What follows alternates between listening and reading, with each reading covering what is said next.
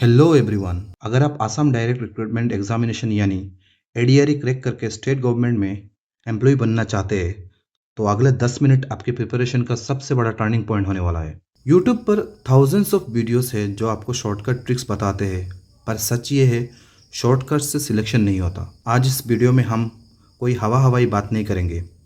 आज हम डिस्कस करेंगे एक highly detailed scientific 100 day execution blueprint. Grade 3 और ग्रेड 4 दोनों पोस्ट के लिए परफेक्ट सिलेबस ब्रेकडाउन क्या है, टॉपर्स कौन सी बुक फॉलो करते हैं, और सबसे इम्पोर्टेंट 0.5 की निगेटिव मार्किंग के ट्रैप से बचकर मैं कम से कम 5 घंटे का डेली रूटीन कैसे मैनेज करना है, सब कुछ एकदम डिटेल्स में ब्रेकडाउन करेंगे। इसलिए एक पेन और पेपर लेकर बैठिए और इस वीडियो को एंड तक ज़रूर देखें, क्योंकि एक भी स्लाइड अगर मिस हुई तो मेरिट लिस्ट में बहुत पीछे छूट जाओगे। सबसे पहले बात करते हैं स्ट्रक्चर की। बहुत से बच्चे यही गलती करते हैं, उन्हें लगता है दोनों एग्जाम का पैटर्न बिल्कुल ही सेम है। स्क्रीन पर ध्यान से देखिए, यहाँ ग्रेड 3 में क्या क्या आता है और 12 लेवल। यहाँ आपको मिलेंगे टोटल 150 क्वेश्चन, लेकिन यहाँ एक बड़ा ट्विस्ट है।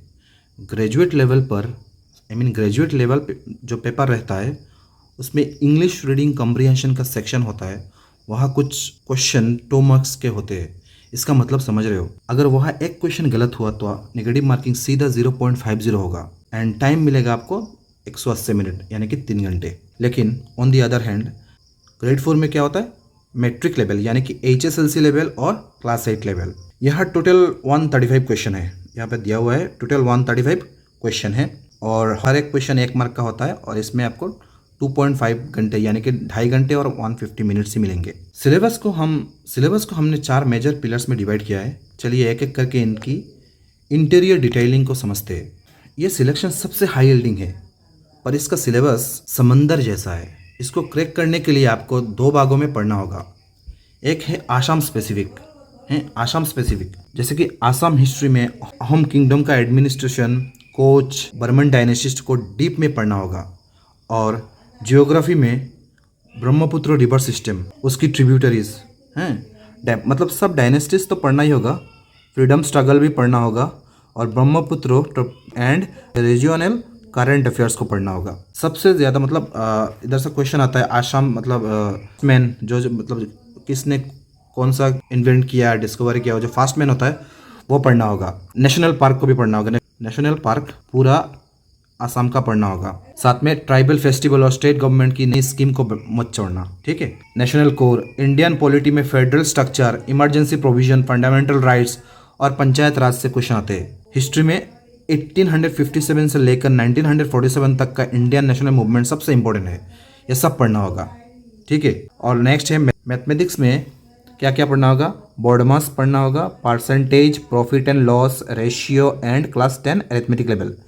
मतलब मैथ्स का लेवल ग्रेड 3 के लिए क्लास 10 तक का होगा और ग्रेड 4 के लिए क्लास 8 तक का, ठीक है। मतलब हाँ, मेजर चैप्टर्स क्या क्या है, number system, BODMAS, percentage, profit and loss, simple and compound interest और टाइम एंड वर्क। और ग्रेड 3 के लिए थोड़ा बेसिक मेंसुरेशन, लेकिन जैसे कि 2D 3D फॉर्मूलास होता है ना, और डाटा इंटरप्रिटेशन जैसे कि पाई चार्ट, इसको भी पढ़ना होगा, ठीक है। नेक्स्ट आता है रीजनिंग यानी कि मेंटल एबिलिटी है। यह आपका रैंक बूस्टर सेक्शन है। इसमें कोडिंग डिकोडिंग है, इसमें क्या होगा, coding decoding, series, blood relation and sitting arrangement पढ़ना होगा आपको, ठीक है। उसको बहुत प्रैक्टिस करनी होगी, रोज प्रैक्टिस करना होगा। रोज अगर प्रैक्टिस करोगे तो ऑटोमेटिकली क्लियर कर जाओगे। नेक्स्ट आता है general English and reading comprehension. इसमें क्या होगा, ग्रामर में रूल्स ऑफ टेंस, सब्जेक्ट बार एग्रीमेंट, वॉइस और नरेशन चेंज पर डायरेक्ट कंसेप्ट आते हैं। वोकेबुलरी के लिए इडियम्स, फ्रेजेस और वन वर्ड सब्सटीट्यूशन का एक डेडिकेटेड लॉग बुक बनाना पड़ेगा, ठीक है। तब जाके ये इंग्लिश होगा।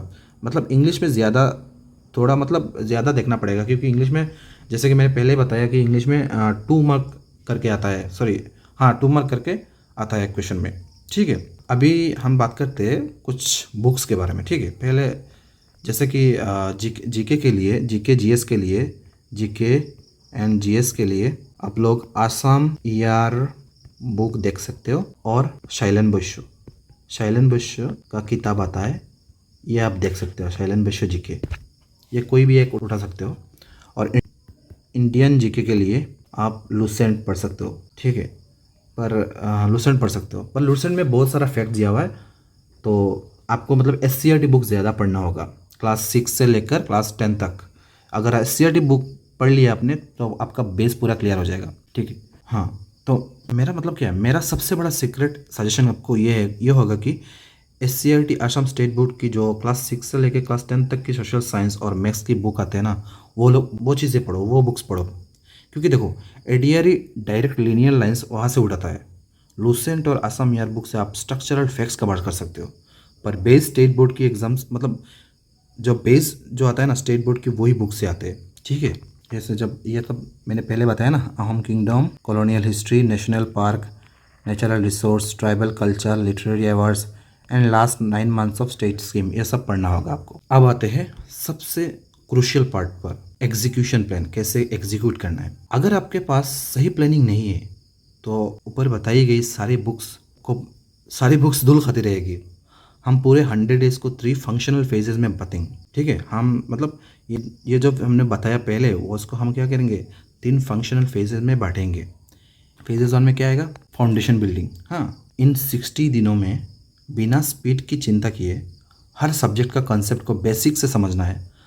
आपने हैंड रिटन नोट्स बनाइए जिसमें सिर्फ कीवर्ड्स और इम्पोर्टेंट मैथ फार्मूला होंगे, ठीक है। और प्रैक्टिस एंड मतलब प्रीवियस ईयर क्वेश्चन को पढ़ना होगा। यहाँ आपको नया पढ़ना बंद करना है। पाइवट मतलब completely to previous year question, पिछले ADRE PPS को उठाओ, 2 बार तो ऑलरेडी हो चुका है ना, तो उसको मतलब मॉक लगाओ, ऑटोमेटिकली आपका पेपर मतलब बहुत आगे चला जाएगा। और बार बार रिवीजन करना है, ठीक है, बार बार रिवीजन करना है। कॉन्सेप्ट बिल्डिंग करना है यूजिंग SCERT और NCERT बुक, और extensive solving PYQ and subject wise section test, full length mocks, OMR sheet and hyper revision notes, ये सब देखना होगा, ठीक है। और आसाम GK GS को आप 2 घंटा पढ़ना होगा, सुबह पढ़ेंगे, ठीक है। सुबह फ्रेश माइंड के साथ Assam 2 hours, GK and GS को 2 आवर्स पढ़ना है, 2 आवर्स पढ़ना होगा। मैथमेटिक्स को 2 आवर्स दोपहर को, मैथ्स 2 आवर्स पढ़ना होगा। रीजनिंग एंड इंग्लिश को 1.5 आवर्स, 1.5 घंटा मतलब ऑल्टरनेटिव डेज पे पढ़ेंगे। और 30 मिनट्स क्या होगा, सोने से पहले आप रिवाइज करेंगे पूरा दिन का। तो ये है मतलब ADRE का डिटेल स्ट्रेटेजी है। और मतलब मैंने 2023 को ADRE दिया था, ठीक है, तो उसमें मेरा सिलेक्शन हुआ था। तो मैं 2023 से 2025 तक ADRE नौकरी किया। उसके बाद अभी मतलब असिस्टेंट टीचर LP स्कूल में हूँ, तो बाद में टेट में चला गया। तो एक काम कर सकते हो, मतलब वही जो मैंने बताया वही मैंने भी फॉलो किया। मेरे पास भी वही साइलेंट विषय था और लूसेंट तक, पर मैं लूसेंट ज़्यादा पढ़ा नहीं, साइलेंट विषय पढ़ा। और क्या SCERT जो बुक्स है ना, SCERT बुक्स पढ़ा मैंने। तो आप लोग भी SCERT बुक्स पढ़े, उसमें से आपको बहुत अच्छा मार्क्स मिलेगा। जैसे कि और ख़ास करके रीजनिंग ज़्यादा से ज़्यादा करें, क्योंकि उधर मतलब स्कोरिंग है। इस जोन में आप ज़्यादा स्कोर कर सकते हो रीजनिंग में, हैं, रीजनिंग, मैथमेटिक्स, ठीक है। तो ये सब अच्छे से आप लोग करें और ऑटोमेटिकली आप सिलेक्शन ले जाओगे, ठीक है। देखो दोस्तों, ADRE का एग्ज़ाम मुश्किल नहीं है, लेकिन इसमें बैठने वाले कैंडिडेट्स की संख्या बहुत ज़्यादा होती है, इसलिए कंपटीशन हाई है। पर अगर आप इस 100 डे रिजिड प्लान को डिसिप्लिन के साथ फॉलो करते हैं ना, तो आपको एक सीट लेने से कोई नहीं रोक सकता। याद रखना, आपकी कंसिस्टेंसी ही आपका सबसे बड़ा वेपन है। अगर आपको ये हाईली डीप स्ट्रक्चरल ब्रेकडाउन अच्छा लगा तो इस वीडियो को एक बड़ा लाइक दे, अपने बाकी फेलो एस्पिरेंट के साथ शेयर करें और चैनल को सब्सक्राइब करना मत भूलना। मुझे नीचे कमेंट्स के सेक्शन में बताइएगा कि कौन सा आपका सब्जेक्ट वीक है या कौन सा सब्जेक्ट में स्ट्रॉन्ग है, ये सब बताइए। और मिलते हैं अगली वीडियो में। Till then, study hard and stay focused.